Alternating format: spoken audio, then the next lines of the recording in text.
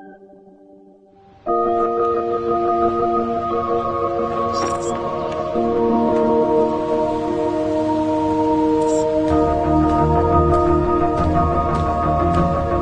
total time in the military in Iraq was 3 years, and then close to 4 years in Afghanistan.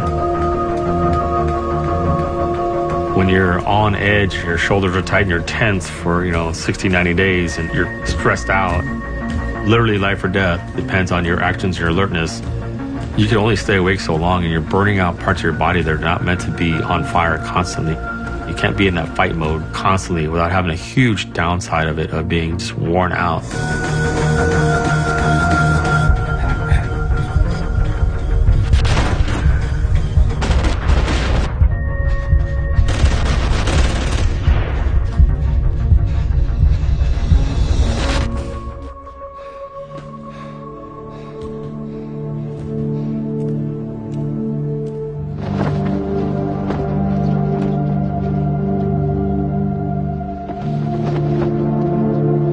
When he came home, he was moody. He was irrational. He was horrible to be around. So angry. He couldn't even drive a car without screaming at someone with my kids there. He's always planning an escape route. It's a summer day, and we're burning up sweating. And you can't have the front door open because there could be a sniper out front waiting to take us all out. Who thinks like that? Normal person doesn't think like that. It was a horrible transition for me. Just sitting there looking at the mundane, cartoons, kids, diapers. I was checked out. I was a zombie. Like, what am I doing here? I begged him. Like, let's just go to couples counseling. Let's see if they can help us. I could not do the talk therapy. I just could not sit down and have, this is my deepest, darkest reason why I'm angry, or this is the day that so-and-so got hurt, or this is when I did this to another human being. For Chris Merkel, talking about the war didn't help.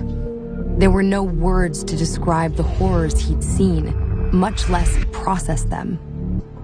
Desperate to heal his mind of the psychological shrapnel of war, he is going to relive its hell, virtually.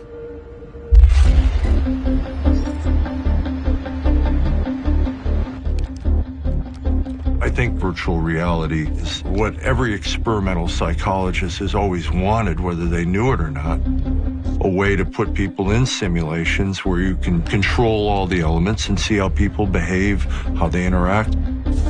Experimental psychologist Skip Rizzo saw the promise of VR to retrain the brain when no one else did. He developed a controversial approach to treating PTSD: exposure therapy in the virtual world. Traditional people in PTSD and in treatment were skeptical of the technology. Some people had the extreme response. You're going to re-traumatize people. You're going to make it worse. It's going to be too much. VR can put people back into experiences they had long avoided. And that's exactly what attracted Skip to the technology. You're helping a patient to confront and process the thing they've been spending sometimes years trying to avoid thinking about. No clinician wants to put their patient through this kind of emotional obstacle course. But in the end, this is hard medicine for a hard problem.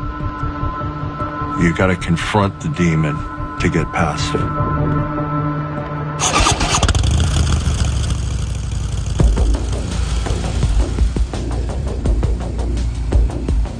Confronting demons and critics. Today, Skip continues to push VR into the medical mainstream, all with the backing of the U.S. Department of Defense. I think I was perceived more as a renegade during the early years of VR. But now that it's become cool, now I'm starting to feel like I fit in too much. People are getting the concept. When tech reimagines our reality, Jody Merkel has witnessed this firsthand. You want one or two? One, please. Back in 2000, Chris was the new guy at work, and I'd crossed paths with him and kind of giggled to myself, and I thought, I'm gonna marry this guy. Like, I'm gonna get him. And I did. I was just instantly attracted to him. There was just like an attraction like I'd never had with anyone. You just lock eyes with someone and you're like, wow, you know, that was Chris for me. When she met me, I was super happy-go-lucky. I was living like a 20-year-old college kid. So we just had a blast and just experienced life. We're happy all the time. What's John Bassalon famous for? What did he use? Yeah, what was he? Machine gun. Machine gun. And where did you get your name from? You. Because Daddy was a... I was a machine gunner, so I wanted a gunner, so that's why your name is Gunner.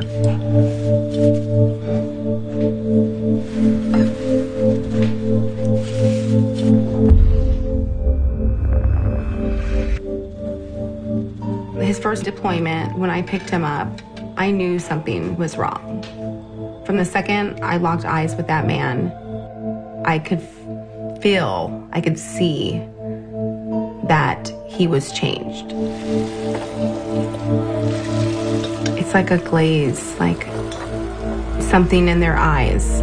Something's different. Something's missing. Something's sad. I wasn't sure if it was PTSD. I just knew something had a hold of him. I just knew that he was not the guy that I fell in love with.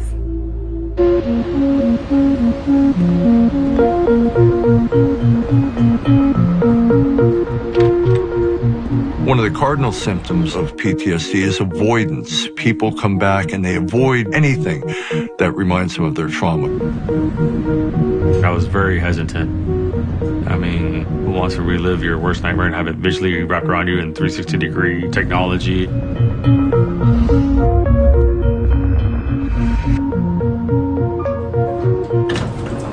Hey, how you doing? Good to see you. Yep. What we do in VR is we create the simulations that are generic to Iraq and Afghan combat environments.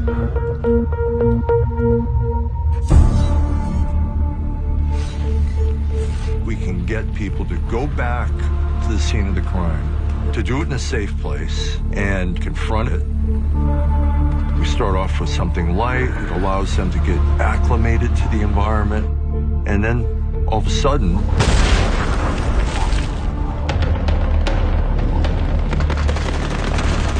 It's picking up pretty heavy, so watch your fires left and right.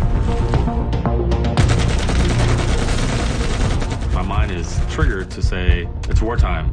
It feels like you're there in that moment. and they tell their story and they go over it again and again.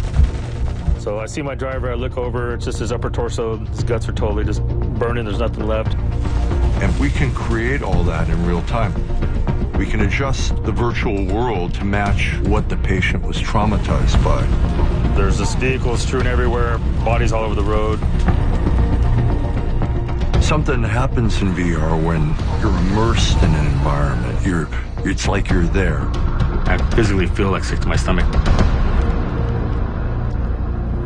So, what was that like, going back? All the bodies on the street, just laid out like luggage, you know.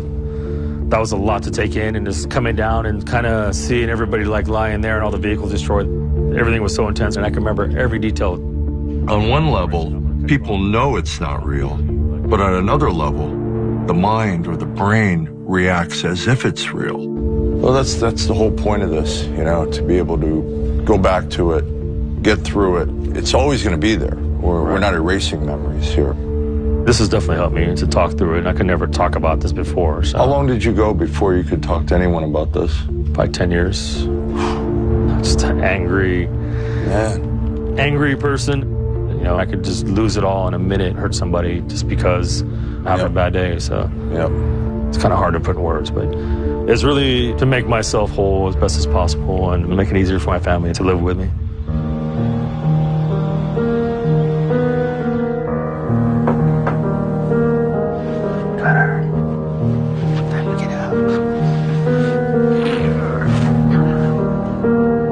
been trying to be calmer. I've been trying to be more helpful around the house, not blow up as much.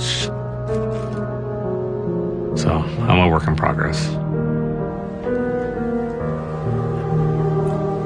You know, at some level, it's meat and potatoes conditioning, retraining the element of the brain, the amygdala specifically, to not overreact when something pops up in their everyday space that activates a fear response. In Chris's case, I think he's grown tremendously, and he can share his experience in a way that might be healing for others. I think that we're in a position now where VR is going to be transformational. In the very near future, VR headsets are going to be like toasters. You know, everybody's going to have one in their home. In the future, technology won't just complement reality. It will create an entirely new one.